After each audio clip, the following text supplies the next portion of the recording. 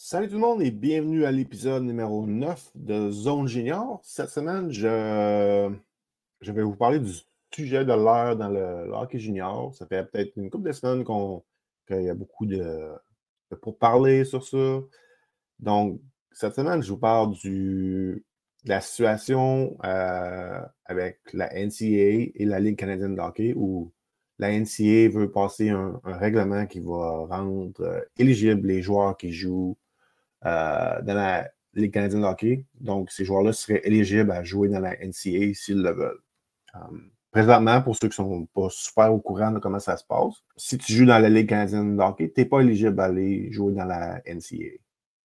Donc, de ce que j'ai pu lire sur quelques articles et quelques tweets, c'est pas juste un règlement pour la Ligue canadienne, c'est un règlement aussi pour les joueurs européens.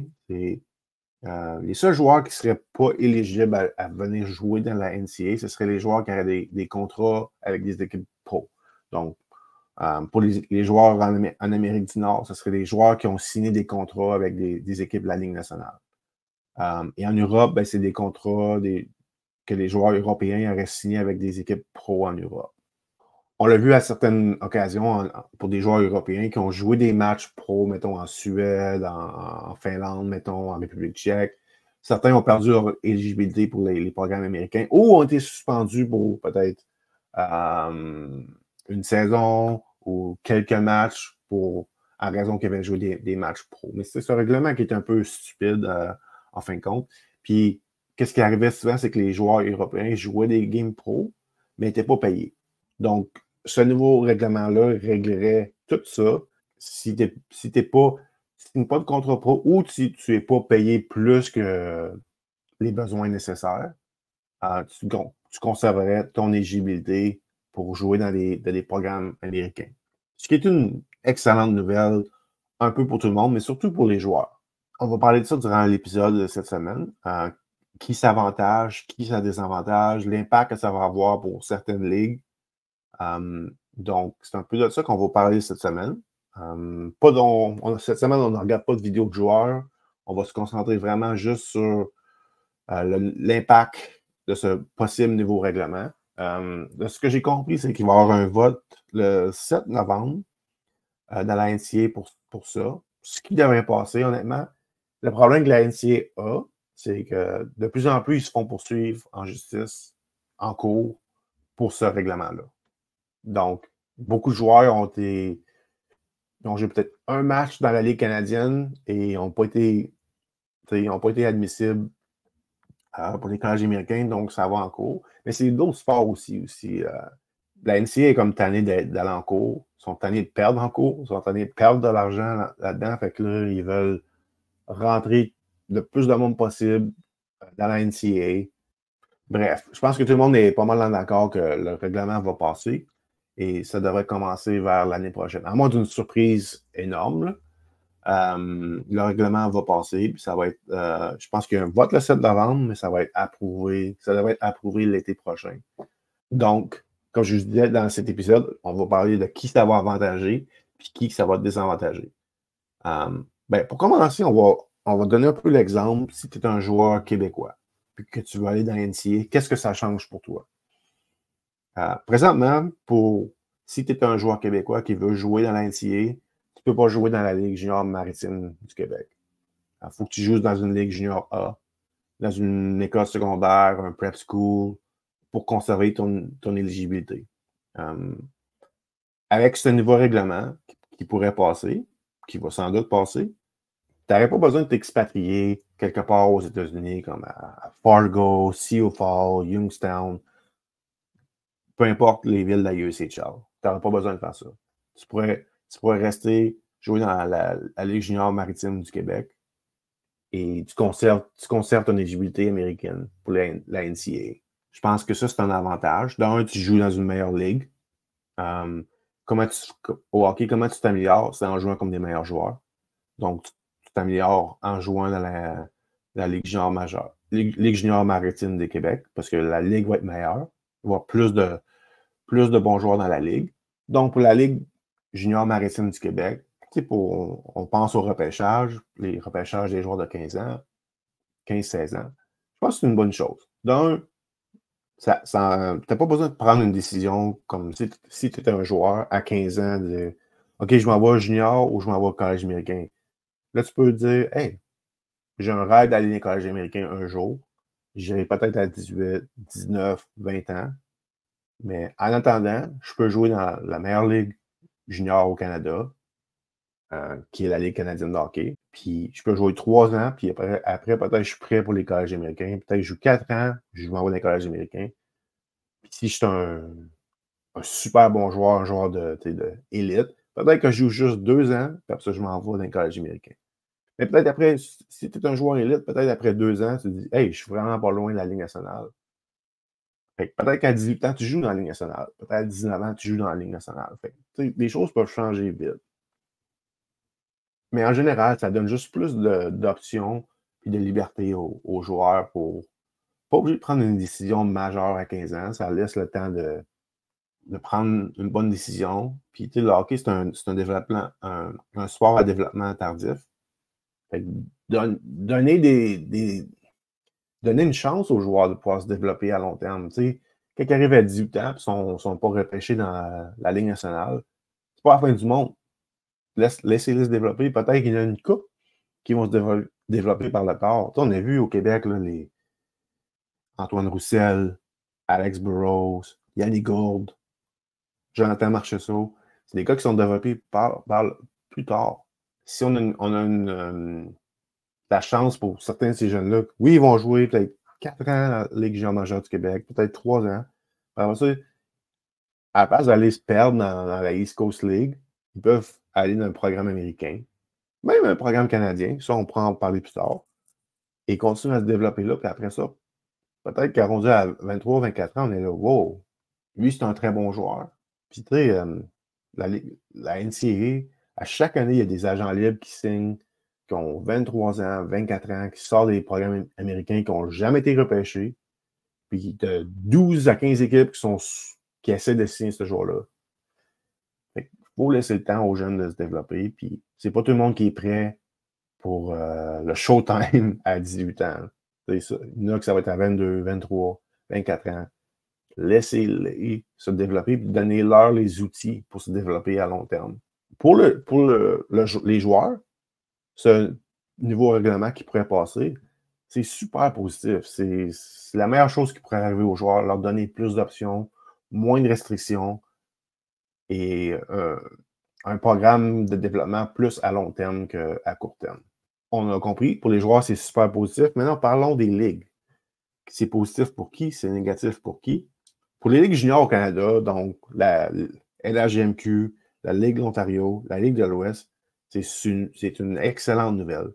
Ça va hausser le niveau de talent pour les 16 ans, les 17 ans, les 18 ans. Dans le passé, on a vu les Celebrini, Fantilli, Power, même un Michael H, que le Canadien a repêché en première ronde, aller vers la USHL à 16 ans, à 17 ans, puis après ça, jouer dans les collèges américains. Certains ont joué dans les collèges américains de leur année de repêchage.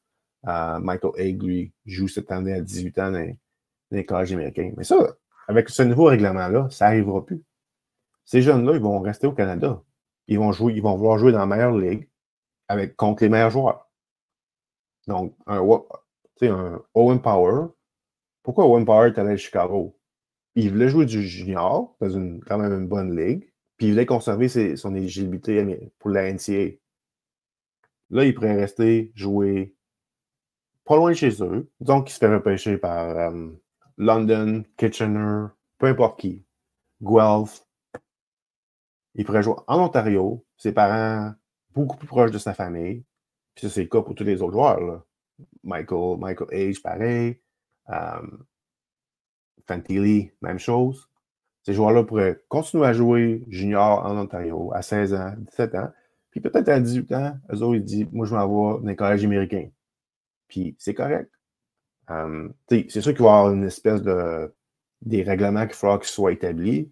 Le bottom line, comme on dit en anglais là-dessus, c'est les Ligues canadiennes perdaient des joueurs pour la USHL à cause juste qu'ils perdaient leur éligibilité quand ils jouaient dans la Ligue junior au Canada.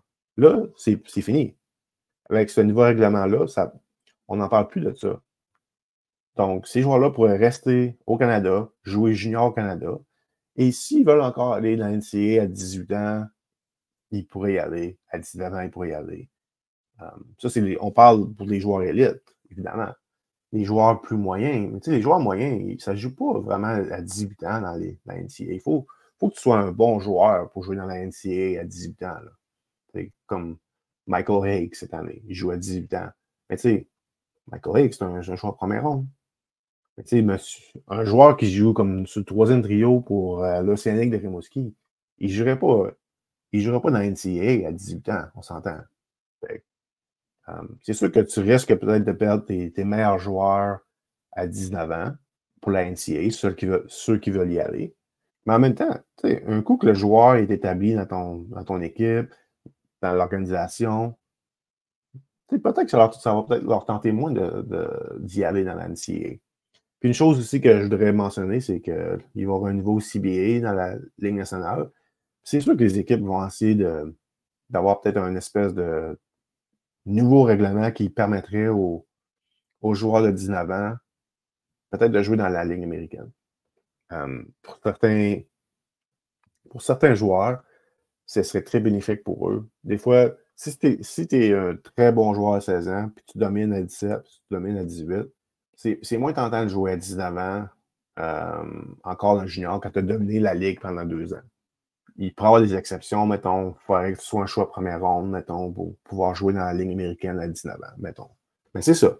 Fait que pour revenir à mon exemple, on va prendre Michael Hague, par exemple. Il se fait repêcher par Kitchener dans le repêchage de la OHL. Là, qu'est-ce qui est arrivé? C'est que lui, il s'est fait repêcher. Lui, il voulait aller dans l'NCAA. À 16 ans, il est parti à Chicago.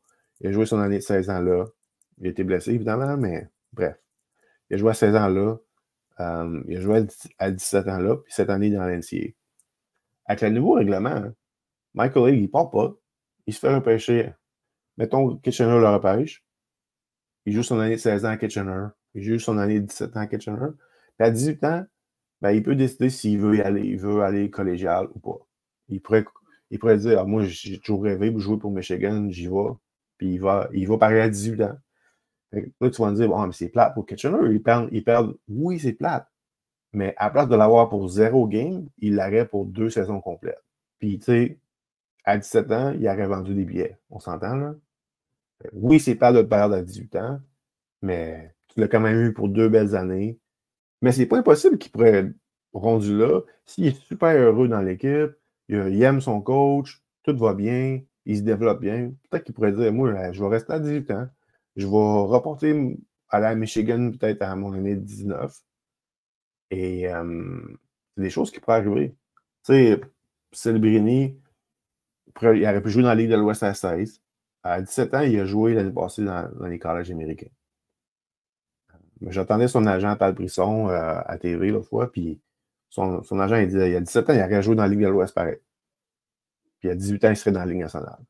Bref, pour compléter juste ce sujet-là pour la Ligue canadienne, je pense que le niveau de talent de la CHL, si ça passe, ce règlement-là ne va jamais être aussi élevé que ça. Surtout pour les joueurs de 16, 17, 18 ans. Là, à 19 ans, peut-être qu'on va voir peut-être des joueurs quitter pour les collèges américains. S'il y a un nouveau règlement qui met certains joueurs éligibles à jouer dans la Ligue américaine à 19 ans, peut-être. Mais la tranche d'âge 16 ans, 17 ans, 18 ans, elle n'a jamais été meilleure que si ce règlement-là passe. Ça va être une super bonne nouvelle pour la Ligue canadienne de hockey. Également, je pense qu'il va y avoir de plus en plus de joueurs américains qui vont vouloir jouer dans la Ligue canadienne de hockey. Peu importe ce que la UCHL va dire, c'est quand même une ligue de deuxième niveau comparée mettons, à la OHL. La preuve, c'est qu'en quelques semaines, là, depuis qu'on a parlé de ça, on a eu des rumeurs qu'il y a 3 équipes déjà de la USHL qui ont comme demandé de se joindre à la Ligue de l'Ontario. On parle de Youngstown, on parle de Muskegon, puis on parle de Chicago. Évidemment, ces équipes-là, ils ne se sont pas réveillés un matin et ont décidé de faire ça. Ils voient ce qui se passe avec le nouveau règlement. Ils savent que ça va affecter être capable d'aller chercher des joueurs de l'extérieur des États-Unis pour jouer pour leur équipe. Même des Américains, peut-être qu'ils vont décider d'aller jouer au Canada, vu que c'est une meilleure ligue. Et en plus, ben, ils gardent leur éligibilité pour les programmes américains. Fait que je pense que certaines équipes de la USHL ont un peu peur de ça. Évidemment, c'est un règlement qui les avantage pas pantoute. Il y a quand même beaucoup de joueurs canadiens qui jouent dans la USHL. Maintenant, ces joueurs-là, canadiens qui viennent dans la USHL, pourquoi ils continueraient d'aller dans la USHL? La seule raison pourquoi ils allaient là, c'était pour garder leurs options ouvertes pour la NCAA, être admissibles pour la NCAA. Là, ils peuvent rester au Canada, puis ils gardent leur éligibilité encore ouverte pour la NCAA en jouant au Canada, proche de la maison. Pour moi, c'est une très mauvaise nouvelle pour la USHL pour être capable d'attirer les joueurs canadiens. Ils prenaient beaucoup avantage de ça parce que, évidemment, tu joues dans la Ligue canadienne, tu n'es plus admissible pour la NCAA. Et de plus en plus de joueurs au Canada veulent aller dans la NCAA. Si ce règlement-là passe, ça va être une super de bonne nouvelle pour les joueurs, la Ligue canadienne de hockey, mais pas nécessairement pour la USHL. Ça va être, je pense que la USHL, il va falloir qu'ils se réajustent. Puis tu sais, on regarde les marchés, les arénas dans lesquels les équipes jouent dans la USHL, ça ne se compare pas trop à ce qu'on voit, mettons, en Ontario. Tu sais, je vous parlais de Youngstown, Muskegon, Chicago. Tu sais, les trois, leurs arénas, c'est pas des arénas de niveau de la OHL. Là. Tu sais, Chicago, on parlait d'eux comme l'équipe, la franchise par excellence de la USHL. Ils jouent devant 1200 personnes à Chicago dans une aréna qui n'est pas de calibre avec les autres arénas de la OHL. Donc, je ne sais pas ce qui va arriver avec ça parce que ils ne feront jamais assez d'argent en jouant devant 1200 personnes pour payer les frais. Ça coûte beaucoup plus cher jouer dans la OHL. Les frais de franchise, manager une équipe pendant toute une saison, le transport, tout ça, là. C'est une affaire pas mal différente. Oui, il y a des équipes de la USHL qui ont approché la OHL pour se joindre à eux, mais est-ce qu'ils ont le budget qui vient avec? Ça, je ne sais pas. Ils n'ont pas les arénas aussi. C'est un autre problème, je pense. Mais on verra. Mais si tu regardes ces trois équipes-là, Muskegon, sur 26 joueurs sur leur aliment, 7 vient de l'extérieur des États-Unis. Youngstown, ils ont 5 sur 26, puis Chicago, 7 sur 25. Mais ce n'est pas nécessairement sur le nombre total de joueurs non américains. C'est plus sur les joueurs de haute qualité. Comme Chicago était capable toujours d'aller chercher des Adam Fantilli, Owen Power, sont allés chercher un autre cette année qui était un possible haut choix repêchage de la OHL qui joue pour eux cette année. Donc, c'est un peu ça la grosse différence. Ça va être très dur pour la USHL d'aller chercher les top joueurs du Canada pour les amener dans la USHL, puis après les aider à aller dans la NCAA. Ça va être ça la grosse différence. Je pense que la USHL ne sera pas capable d'aller chercher les Owen Power, les Mackin Celebrini de ce monde dans les futures années si ce règlement-là passe. Actuellement, si on parle des joueurs américains, beaucoup des meilleurs joueurs américains de 16-17 ans jouent avec le programme national américain qui est basé à Plymouth, au Michigan. Les meilleurs 16 ans sont dans une équipe, les meilleurs 17 ans sont dans une équipe. Là, dépendant de ce qui arrive avec la USHL pourrait régresser comme une qualité de ligue. Donc, ça va être intéressant de voir qu'est-ce que le programme américain fait, parce que le programme américain jouait comme des équipes de la USHL. Mais là, si les équipes sont de plus en plus faibles, j'ai hâte de voir quel ajustement le programme américain va faire à leur programme, à leur horaire.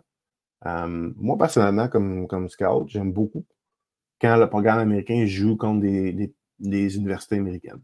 Quand ils jouent comme des équipes de la USHL, je ne suis pas... C'est correct, mais je ne tripe pas trop sur ces games-là. J'aime pas mal mieux voir l'équipe américaine jouer contre des collèges américains. Et je me demande qu'est-ce qui va arriver côté horaire pour jouer contre la USHL. La USHL en tant que ligue perdait les meilleurs joueurs américains de 16, 17 ans qui jouaient avec le programme. Mais ils se disaient, on récupère les joueurs canadiens. Donc, on perd ces joueurs américains-là qui jouent pour le programme des moins 17, des moins 18 ans, mais on va chercher plein de joueurs au Canada, donc ça revient au même en fin de compte. En plus, on a des joueurs américains qui jouent dans notre ligue avec le programme américain. Donc, ce nouveau règlement NCAA, s'il est approuvé, va vraiment avantager la Ligue canadienne contre la USHL. C'est rien positif. Honnêtement, c'est rien positif pour la USHL ou il va falloir vraiment qu'ils ajustent la façon qu'ils font les choses parce que ça va être très difficile pour eux d'attirer les joueurs canadiens avec ce nouveau règlement-là. Puis les meilleurs joueurs américains, ils jouent souvent pour le programme des moins 17 ans et les programmes des moins 18 ans. Donc, où qu'ils vont trouver le reste des joueurs, ça risque de faire mal à la qualité de la ligue. Ça risque d'être une ligue correcte. J'ai même entendu des entraîneurs de la USHL, même des entraîneurs des collèges américains qui n'étaient pas en faveur de ce règlement-là parce que pour eux, ça les désavantage, surtout pour la USHL. Dans leur esprit, ils se disaient on a gagné la bataille. Beaucoup de meilleurs joueurs du Canada viennent jouer dans notre ligue. On n'a pas besoin de ce règlement-là.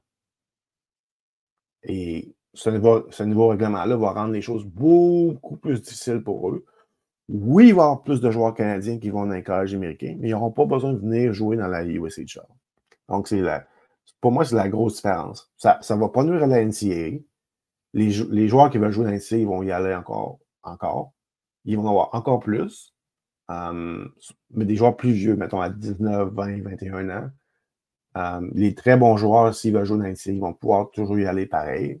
Pour moi, la USHL est perdante avec ce nouveau règlement-là. Il y a d'autres ligues aussi qui sont perdantes. Les ligues juniors A au Canada, la BCHL en Colombie-Britannique, en Alberta de la AGHL, en Ontario de la OGHL. Ces ligues-là, c'est pas bon pour eux autres. Ces ligues-là étaient capables d'attirer des joueurs de talent.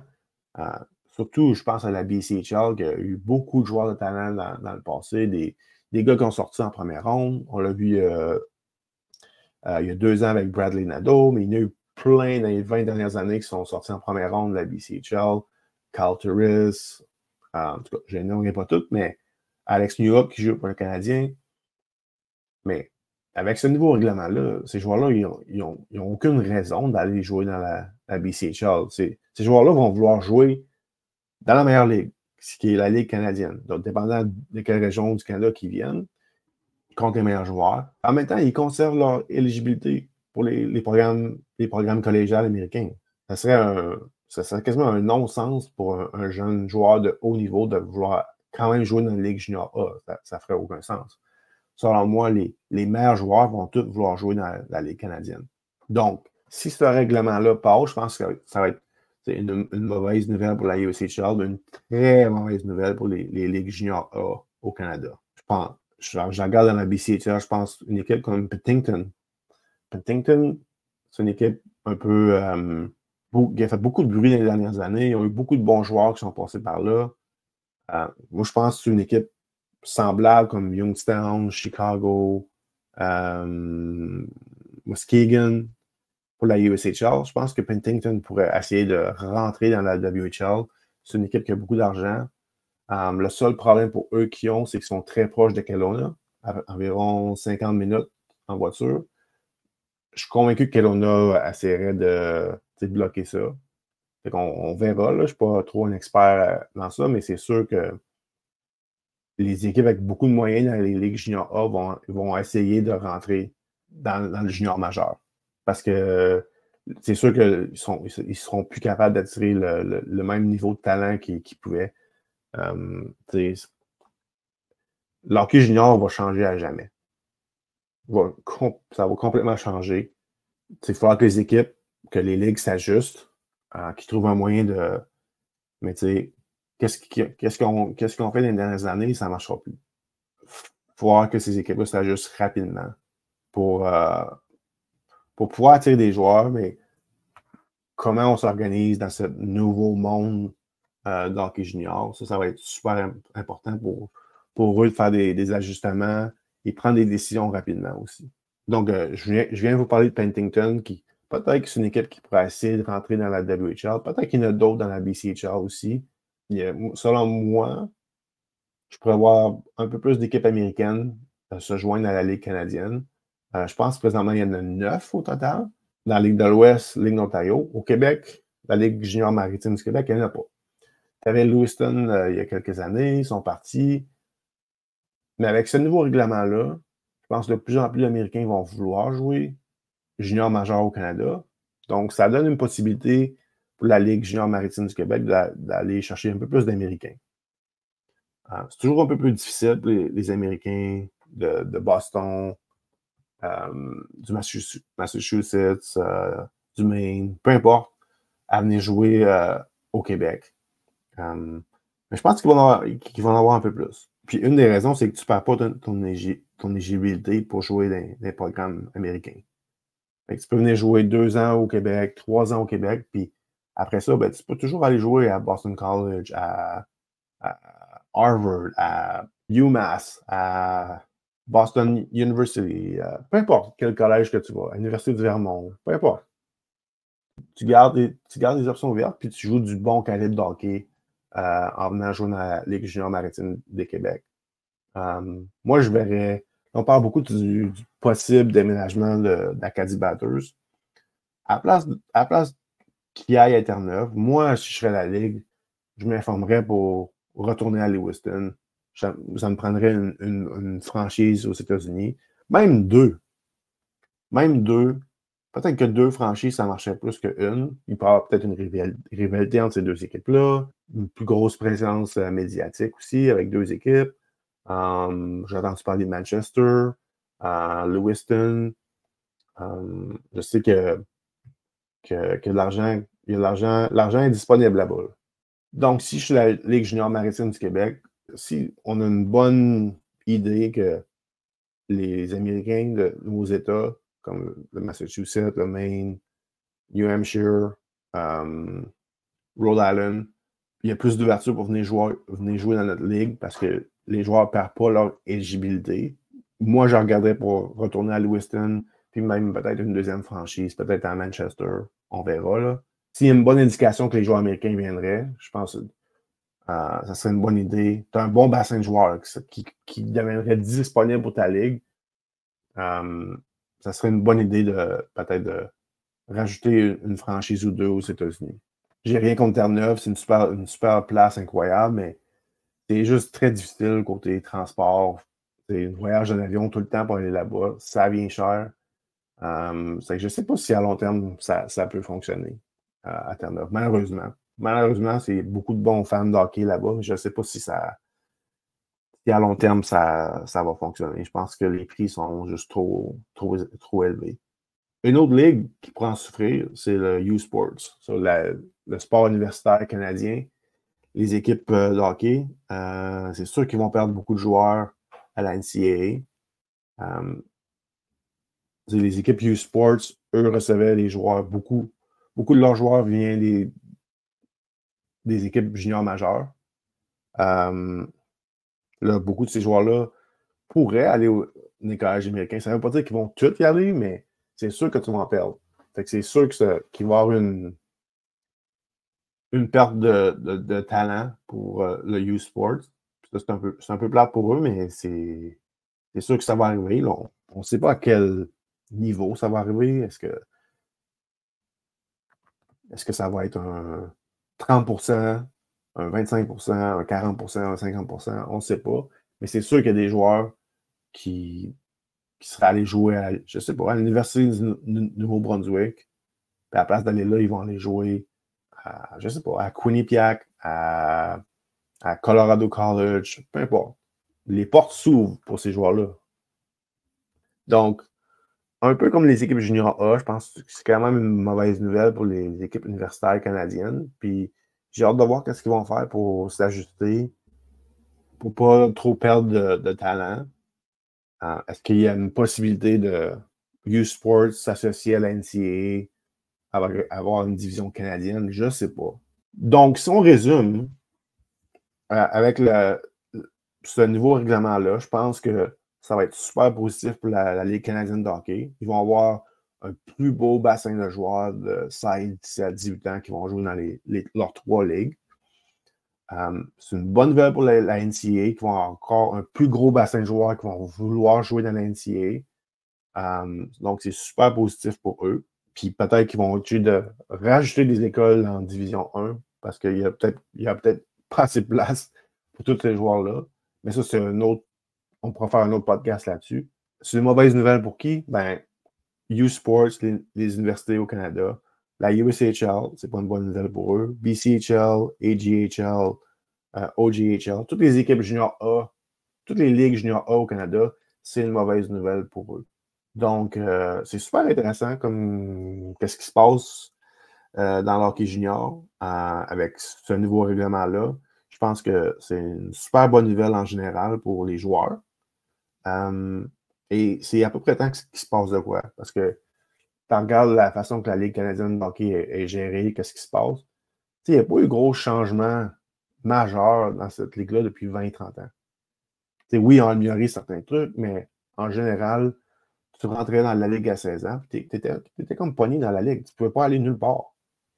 Là, avec la NCAA, ça donne une option de plus. Puis comme je vous parlais, je pense que la Ligue nationale va essayer de rendre éligible certains joueurs pour jouer dans la Ligue américaine vers 19 ans, dans le prochain CBA. Donc, anyway, c'est super intéressant. C'est de quoi qui se parle beaucoup en coulisses présentement. Je pense que les gens de la Ligue canadienne de hockey sont super excités par ça. Mais il y a encore beaucoup de chemin à faire. Il va y avoir des nouveaux règlements qui devront être faits pour ça. Moi, une chose que je pensais, c'est quand tu repêches un joueur de la Ligue canadienne de hockey, tu as 2 ans pour le signer à un contrat de la Ligue nationale. Si tu repêches un joueur qui joue dans la USHL, mettons, puis qui s'en va dans les collèges américains, tu as 4 à 5 ans pour le signer un contrat. Mais là, qu'est-ce qui arrive si tu repêches un gars qui joue dans la Ligue canadienne avec ce nouveau règlement-là? Mettons, tu le repêches à son année de 17 ans et mettons, il joue une année extra junior majeur. Puis après ça, il s'en va dans les collèges américains. Là, c'est qu'il faut rajouter ça. Là. Ça va être une grosse conversation, une grosse négociation qui va devoir être faite pour savoir un peu où qu'on se dirige avec ça. Parce que tu as comme 2 poids, 2 mesures ici côté contre NHL. Mais ça, le niveau CBA s'en vient. Puis je pense que c'est sûr que ça va faire partie des négociations. Donc, anyway, je pourrais en parler pendant des heures de ce qui se passe avec la NCAA et la Ligue canadienne de hockey. Mais c'est super intéressant. Ben, je vais vous laisser là-dessus. Si vous avez des commentaires, des questions, n'hésitez pas à laisser ça dans les commentaires en bas du vidéo. Et on va se parler la semaine prochaine pour un autre épisode de Zone Junior.